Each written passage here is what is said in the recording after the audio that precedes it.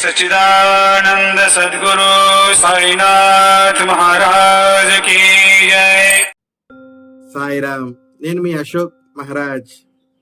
మన ఛానల్ కి స్వాగతము.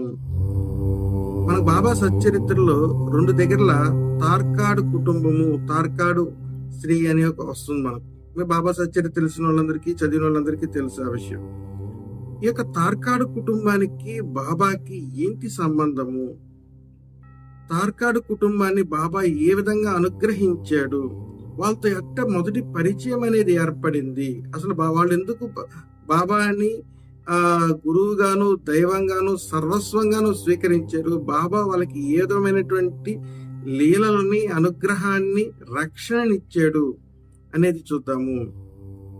అదేవిధంగా మీ అనుభవాలు ఏదైనా భగవంతుడికి సంబంధించి లీలలు కానీ, మీకు తెలిసిన మీ జీవితంలో ఉండే అనుభవాలు కానీ ఏదైనా ఉన్నట్లయితే వాటిని మా వాట్సాప్ నెంబర్ ద్వారా వాయిస్ మెసేజ్ ద్వారా క్లుప్తంగా పంపించినట్లయితే వాటిని 10 మందికి మీ యొక్క అనుభవాలని పంచడానికి ప్రయత్నం చేస్తాము. ఎందుకంటే ఆ అనుభవం అనేది సాక్ష్యము. ఆ సాక్ష్యం ద్వారానే మన యొక్క భక్తి అనేది బలపడుతుంది. భగవంతుడు అనుగ్రహాన్ని మనం ఏ రోజైతే ఆ రుచి చూస్తామో అప్పుడే కదా భక్తి అనేది వస్తుంది, ఆ నమ్మకం అనేది ఏర్పడుతుంది.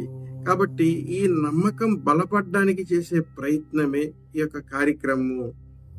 మీ అనుభవాల్ని కూడా వాట్సాప్లో పంపించండి. వాటిని కూడా 10 మందికి తెలియజేయడానికి ప్రయత్నం చేస్తాము. ఈ తార్కాడు కుటుంబం ఎవరు అంటే, వీళ్ళు బాంద్రాలో ఉండేటువంటి ఒక కుటుంబం. వీళ్ళది ఎలాంటి కుటుంబం అంటే ప్రార్థనా సమాజానికి సంబంధించినటువంటి ఒక కుటుంబము. జ్యోతీంద్ర అనేటువంటి ఒక పిల్లవాడు అనమాట. ఈ వ్యక్తి సెంట్ జేవిఆర్ స్కూల్ అనేటువంటి బాంద్రాలో ఉండేటువంటి స్కూల్లో చదువుతూ ఉన్నాడు. రోజు అక్కడ ఉన్నటువంటి ఇరానీ టీ స్టాల్కి వెళ్ళి అక్కడ పలహారాలు తినేసి వస్తూ ఉండేవాడు. వేసవి కాలంలో ఒక తెల్లటి దుస్తులు ధరించినటువంటి వ్యక్తి ఆ పిల్లవాడి దగ్గరకు వచ్చి దక్షిణ అడిగాడు. ఈ పిల్లవాడు కూడా 1 పైసా దానం ఇచ్చాడు. ఎందుకంటే ఆ రోజుల్లో 1 పైసా ఇవ్వడం అనేది చాలా గొప్ప విషయము. అంటే ఆ పైసాకి అంత విలువ ఎక్కువ అన్నమాట. ఇలా దానం ఇచ్చినప్పుడు ఆ యొక్క పెద్ద మనిషి తీసుకొని చేతిలోకి ఆ యొక్క 1 పైసాను తీసుకొని, ఇది 1894లో తయారు చేయబడినది అని చెప్పాడు. ఈ పిల్లవాడు అవునులే అన్నాడు. అంటే పెద్దగా పట్టించుకోలేదు ఆ విషయాన్ని. అవునులే అన్నాడు. తర్వాత నువ్వు 1 పైసా ఎందుకు నాకు ఇచ్చావు అని అడిగితే, అంటే అంత పెద్ద అమౌంట్ నాకు ఎందుకు ఇచ్చావు అని అడిగితే, మా ఇంట్లో వాళ్ళు రోజు నాకు 4 అనాలు ఇస్తారు మధ్యాహ్నం పలహారం తినడానికి, సో నీకు 1 పైసా ఇవ్వడం వల్ల నాకేం పెద్ద సమస్య లేదు అని చెప్పేసి క్యాజువల్గా వెళ్ళిపోయినాడు. ఆ విషయం కూడా మర్చిపోయినాడు. ఈ పిల్లవాడి యొక్క 2 అన్నదమ్ములు, వాళ్ళిద్దరూ డాక్టర్స్.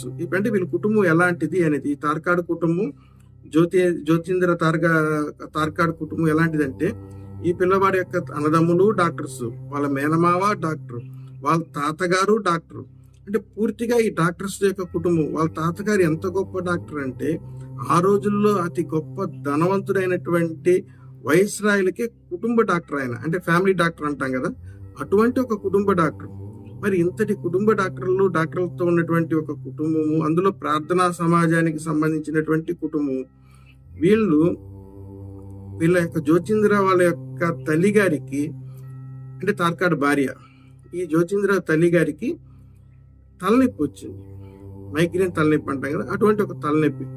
ఈ డాక్టర్స్ల కుటుంబం కాబట్టి ఎన్నెన్నో మందులు, అన్ని రకాల ప్రయోగాలు చేసి చూశారు, ఏమీ తగ్గల. ఎంతగా ట్రై చేసినా కానీ సరే ఆ మైగ్రేన్ తలనొప్పి వచ్చిన వాళ్ళకి తెలుస్తుంది ఆ బాధ ఎలా ఉంటుంది అనేది. ఎందుకురా నాన్న ఈ జీవితం అన్నంతగా ఉంటుంది ఆ బాధ. అంత బాధపడుతుంది ఆ తల్లి. వాళ్ళు ఎన్నెన్నో మందులు ఇస్తున్నారు, ఎన్నెన్నో చేస్తున్నారు, కానీ ఈమెకి మాత్రం తలనొప్పి తగ్గడం లేదు. వాళ్ళ పని మనిషి ఒక మాట చెప్పింది, అమ్మా ఇక్కడ దగ్గరలో మసీదులో ఒక ఫకీర్ ఉన్నాడు, అంటే మౌలానా, ఆయన మందులు ఇస్తుంటాడు, మీరు ఒకసారి ప్రయత్నం చేయండి, చాలా మందికి తగ్గింది, సమస్యలు ఉన్న వాళ్ళందరికీ చాలా వరకు కంట్రోల్ అవుతుందని చెప్పింది. కానీ ఆ రోజుల్లో ఒక ప్రార్థనా సమాజానికి సంబంధించినటువంటి ఒక మహిళ ఒక మసీదుకి వెళ్ళడం అంటే చాలా పెద్ద విషయం. ఏం చేయాలో అర్థం కాల. ఇంట్లో వాళ్ళకి చెప్తే ఒప్పుకోరు, ఎందుకంటే అందరూ డాక్టర్స్, బాబాలను నమ్మరు. వాళ్ళు ఆడికి పోవాలంటే ఒప్పుకోరు. వీళ్ళ నాటు వైద్యం అంటారు, ఇంకోటి రకరకాలుగా ఉంటాయి కదా ఇంట్లో పరిస్థితులు. ఇలాంటి ఒక పరిస్థితి ఆడ తార్కాడు కుటుంబంలో వాళ్ళకి, ముఖ్యంగా ఈ యొక్క ఇతర మతాలని అసలు పూర్తిగా వ్యతిరేకించేటువంటి ఒక స్వభావం కలిగినటువంటి వ్యక్తులు అన్నమాట. వీళ్ళు ఈమె ఎలా చేయాలి, మనం పోవాలి కదా, మనకు తలనొప్పి తట్టుకోలేకున్నాము, ఎన్నో ప్రయత్నాలు చేసాము, ఇది కావడం లేదు అని చెప్పి ఇంట్లో వాళ్ళకి తెలియకుండా వాళ్ళ కొడుకుని జ్యోతింద్ర తార్కాట్ తీసుకొని కారులో ఒక బుర్కా ఒకటి తెప్పించుకొని, అంటే బయట వాళ్ళకి తెలియకుండా ధరించుకొని అతని దగ్గరికి వెళ్ళింది. అప్పుడు ఆ పీరు ఈమెను బాగా పరిశీలించి, అమ్మ, దీనికి నయం చేసే మందులు కానీ నయం చేసే శక్తి కానీ నా దగ్గర లేదు, కానీ నా సహోదరుడు షిరిడీలో ఉన్నాడు, అతను ఎటువంటి వ్యాధులైనా కానీ సరే, ఎటువంటి గ్రహస్థితులైనా కానీ సరే నయం చేయగలిగినటువంటి శక్తి కలిగినటువంటి వ్యక్తి. మీరు షిరిడీకి కానీ వెళ్ళగలిగితే ఖచ్చితంగా మీ యొక్క తలనొప్పి తగ్గుతుంది అన్నాడు. ఇంకా ఉన్న ఇక్కడికి రావడానికే నానా బాధలు, అదే కాకుండా మనలా షిరిడీకి వెళ్ళడం, అసలు ఆ షిరిడీ ఎక్కడుందో, ఎలా వెళ్ళాలో ఏ ఆలోచన తెలియదు వాళ్ళకి. కానీ జ్యోతిరేంద్ర మాత్రము వదలలేదు. దీన్ని ఎలా అయినా కానీ సరే మా అమ్మగారిని ఆమె పడే బాధ నుంచి విముక్తి కలిగించాలనేటువంటి ఆలోచనతో షిరిడి ఎక్కడుందనే విచారం చేయడం మొదలుపెట్టాడు. ఎంతమందినో అడిగాడు ఎలా పోవాలి, ఎలా ఏంటి అనేసి.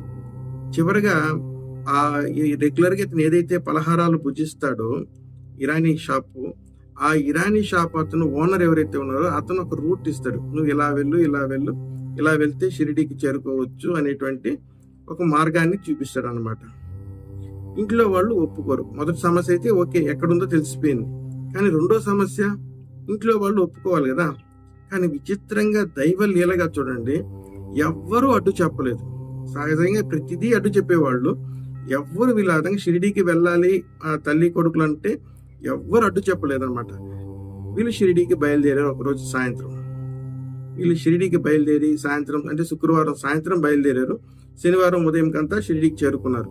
షిరిడీకి చేరుకొని స్నానాలు చేసుకొని పలహారాలన్నీ పూజించి నేరుగా ద్వారకామాయిలో బాబాను దర్శించడానికి వెళ్ళారు. వీళ్ళు ఎలాంటి మైండ్ సెట్ తో వెళ్ళారంటే, అక్కడ ఎవరో ఒక వ్యక్తి, మహమ్మదీయ వ్యక్తి ఉంటాడు, అతను ఏదో మందులు ఇస్తాడు, ఆ మందులు తీసుకొని వస్తే మనం రెగ్యులర్ గా వాడుకుంటే మనకు ఉన్న అనారోగ్య సమస్య నుంచి బయటపడే అవకాశం ఉంది, ఇలాంటి ఒక ఆలోచనతో వీళ్ళు వెళ్ళారు. కానీ అక్కడ జరిగింది ఇంకొక రకంగా. బాబా వచ్చి దుని ముందర కూర్చొని ఉన్నాడు. వీళ్ళు నేరుగా పోయి బాబా దగ్గరికి వెళ్ళి నమస్కారం చేశారు. బాబా అన్నాడు, మీరు మా సోదరుడు పంపిస్తే వచ్చాడు కదా, నీకు తలనొప్పి ఎక్కువగా ఉంది కదా తల్లి అని చెప్పి అన్నాడు. వీళ్ళకి ఒక్కసారిగా ఆశ్చర్యం, షాక్ లో ఉన్నారు వీళ్ళు. బాబా తన 5 ఏళ్లని ఆ దుని పక్కనే ఉండేటువంటి ఊదిలో చేయి పెట్టి ఊదిని తీసి ఆమె తల మీద పెట్టి ఆమె తలని గట్టిగా నొక్కి పెడుతూ ఈ మాట అంటున్నాడు, బాబా, ఇప్పటి నుంచి నువ్వు మరణించే వరకు నీకు తలనొప్పి రాదు అన్నాడు బాబా. వీళ్ళకి ఒకే ఆశ్చర్యం. ఏంటంటే మేము ఎవరమో తెలీదు, మేము ఎవరికి ఏమీ చెప్పలేదు, బాబాకి నా సమస్య ఏది చెప్పలేదు.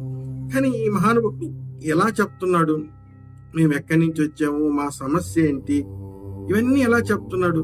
ఈ ఆశ్చర్యంలో ఉంటారు. రెండోది, మందులు ఇస్తాడు, ఏదో ఇచ్చేస్తాడంటే అవి ఏమీ లేకుండా ఊది నెత్తి మీద పెట్టి నీకు ఇంకా తలనొప్పే రాదని చెప్తున్నాడే అని అనుకుంటా ఉండరు. కానీ వాస్తవంగా ఆ తల్లికి అప్పటికే తలనొప్పి తగ్గిపోయింది. తను గమనిస్తుంది, తనకు తలనొప్పి క్రమంగా తగ్గిపోవడం అనేది గమనిస్తుంది. అసలు తలనొప్పి లేదు, ఆ ముఖంలో ఒక మార్పు వచ్చింది, ఒక తేజస్సు వచ్చింది ఆ ముఖంలో. ఆ విషయాన్ని జ్యోతింద్ర గమనిస్తున్నాడు. తన తల్లి ముఖంలో ఒక తేజస్సు రావడాన్ని గమనిస్తున్నాడు. ఇలాంటి ప్రశ్నలన్నీ కూడా తన మదిలో తిరుగుతా ఉన్నాయి. ఎలా చెప్పాడు బాబా, ఈ వ్యక్తి ఎలా చెప్పాడు అంటే సాయిబాబాని ఒక వైద్యుడిగానే తను ఆలోచిస్తున్నారు వాళ్ళు. కాబట్టి వాళ్ళ మనసులో ఇలాంటి ఆలోచనలన్నీ తిరుగుతూ ఉన్నాయన్నమాట. అప్పుడు బాబా జ్యోతిరేంద్రని చూసి, నన్ను గుర్తుపట్టావా అని అడిగాడు. ఇతను గుర్తుపట్టినట్టు తల ఊపాడు. బాగా చూడు, నన్ను గుర్తుపట్టావా అని అంటాడు. మళ్ళా ఇతను లేదు బాబా, నేను ఇదే మొదటిసారి షిరిడీకి రావడము, మిమ్మల్ని కూడా నేను ఎప్పుడు చూడలేదు అని చెప్పి అంటాడు. నువ్వు ఒక రోజు అని చెప్పి అనగానే బాబా జోబీలో నుంచి ఒక నాణ్యం తీస్తాడు. అంటే అది ఒక పైసా తీస్తాడు, చిల్లి పైసా అంటాం కదా. ఆ చిల్లి పైసా ఒక దాన్ని బయట తీసి, ఇది 1894కి సంబంధించింది అని చెప్పి ఇతను చూపిస్తాడు. అప్పుడు ఇతనికి లైట్ గా ఆ మాట ఎక్కడో విన్నానే నేను, అంటే అది జరిగి చాలా కాలం అయిందనమాట. ఈ మాట నేను ఎక్కడో విన్నానే అనేసి ఆలోచిస్తూ ఉంటున్నాడు అన్నమాట. ఎందుకంటే ఆల్రెడీ షాక్ లో ఉన్నాడు కదా, కాబట్టి ఆలోచిస్తూ ఉన్నాడు, ఇది ఎక్కడో విన్నానే, ఈ మాట ఎక్కడో విన్నానే అనేసి.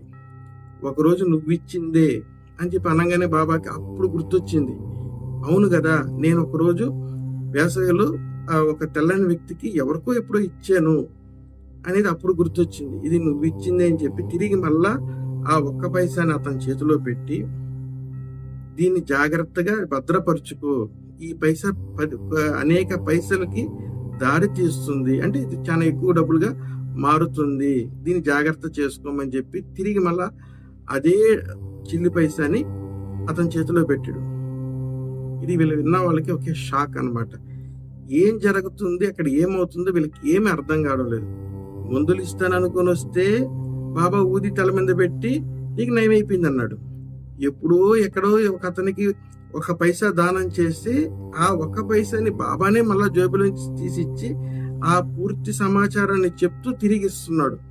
వీళ్ళకి అప్పుడు పూర్తిగా అర్థమైంది, ఇక్కడ కూర్చోనుండేది సాధారణమైనటువంటి వ్యక్తి కాదు, ఇతను సర్వాంతర్యామి, సచ్చిదానంద స్వరూపుడు, ఇతనికి పూర్తి దైవలీలలతో కలిగినటువంటి ఒక రూపము అనేది వీళ్ళకి అర్థమైంది. అప్పుడు బాబా పాదాలకు సాష్టాంగ నమస్కారం చేసి తిరిగి వాళ్ళ ఇంటికి వెళ్ళడం జరిగింది. ఆ ఒక్క పైసాని ఈ రోజుకి కూడా వాళ్ళ ఇంట్లో పూజా మందిరంలో భద్రపరిచి పూజలు అందుకుంటూ ఉన్నాయి. మరో వీడియోలో వీళ్ళ కుటుంబానికి వచ్చినటువంటి అనేక అనుగ్రహాల గురించి చెప్పుకుంటాము. మీ అనుభవాలు ఏదైనా ఉన్నట్లయితే, భగవంతుడితో మీకున్నటువంటి లీలలు, మీ అనుభవాలు ఏదైనా ఉన్నట్లయితే మా వాట్సాప్కి వాయిస్ మెసేజ్ ద్వారా లేదంటే టైప్ చేసి కానీ పంపించండి. దాన్ని 10 మందికి సాక్ష్యంగా చెప్పడానికి ప్రయత్నం చేస్తాం. మనం ఎప్పుడైతే ఇలా మన సాక్ష్యాన్ని మనం చూస్తాం, మన జీవితంలో జరిగినటువంటి దైవ సాక్ష్యాలను చూస్తామో మన భక్తి అనేది బలపడుతుంది. జరుగుతున్నటువంటి సమస్య అంతా ఏంటంటే, దైవలీలలు దైవానుగ్రహం మనకు వస్తుంది, కానీ మనం గుర్తించలేకపోతున్నాము. నాకేమీ జరగడం లేదని మనం బాధపడుతున్నాం, కానీ మనకు ఆ దైవానుగ్రహము దైవలీలలు జరుగుతూ ఉన్నాయి. ఇలాంటి కథలు, ఇలాంటి లీలలు మనం తెలుసుకోవడం ద్వారా మన జీవితంలో కూడా మనకు జరిగే దైవలీలలు మనకు అర్థమైతే మన భక్తి అనేది బలపడుతుంది. భక్తి ద్వారా జ్ఞానం అనేది వస్తుంది, జ్ఞానం ద్వారా వైరాగ్యం అనేది వస్తుంది, భగవత్ పాదాలు చేరుకునే మార్గం అనేది దొరుకుతుంది. మన ఛానల్ని సబ్స్క్రైబ్ చేయండి. భక్తులందరూ 10 మందికి మన ఛానల్ని షేర్ చేసి సబ్స్క్రైబ్ చేయమని చెప్పండి. మీ యొక్క ఆదరాభిమానాలే మన ఛానల్కి శ్రీరామ రక్ష. బాబా అనుగ్రహము మీ అందరికీ ఉండాలని మనస్ఫూర్తిగా కోరుకుంటూ సాయిరామ్.